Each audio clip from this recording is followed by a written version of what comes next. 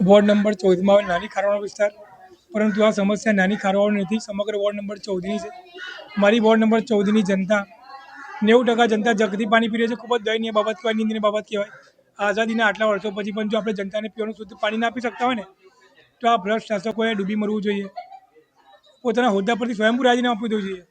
કારણ કે તમે 30 વર્ષથી કરતા શાસન ચલાવી રહ્યા છો, જનતાને પીવાનું પાણી નથી આપી શકતા. આપણે સવાર ઉઠીએ ને પહેલાં આપણે પીવાનું શુદ્ધ પાણી જોઈએ, એ પણ નથી આપી શકતા. અરે સવારે જ્યારે વિસ્તારમાં આવ્યો ત્યારે કેટલા લોકો એમ કીધું કે અમારા ઘરે મહેમાન આવે ને મહેમાન આપવા એક ગ્લાસ પાણી પણ નથી, બહુ કાળું પાણી છે. જનતાને કાળા પાણી લોકો સજા આપી રહ્યા છે.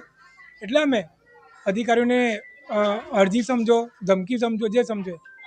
મારી વોર્ડ નંબર 14ની જનતાને જો 3 દિવસની અંદર સુધી પીવાનું પાણી ના મળ્યું તો આ પાણી પીવા તમે તૈયાર રહેજો. એના માટે અમે ગમે તેટલી હદે જઈ શકીશું. અમે નાની ખારવાડમાં છે અને આ સમસ્યા બહુ ગંભીર છે અને આનું મેં તમારા માધ્યમ દ્વારા દરેક વડોદરાના સભ્યને કહેવા માંગીશ કે મારી અવાજ જે તમે બન્યા છો, મને જે મતદાન તમે કર્યું છે, આ તમારું હક જે તમે ટેક્સ ચૂકવીને બી અગર આવું પાણી પીવી રહ્યા છો તો તમે મારું કોન્ટેક્ટ કરો, હું તમારી અવાજ છું.